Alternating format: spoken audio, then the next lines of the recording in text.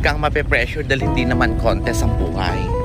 Hindi naman required na dapat mas magaling ka sa kanila. Hindi mo kailangan higitan yung iba. Hindi mo rin sila kailangan sabawan. Focus ka lang sa buhay mo dahil hindi mo naman kalaban lahat ng tao. Ang kalaban mo ay ang sarili mo. Kaya kailangan higitan mo yung mga nagawa mo noon. Mas mag-i-improve ka kung gagawin mo yan. Kaya kumalma ka lang. Relax lang.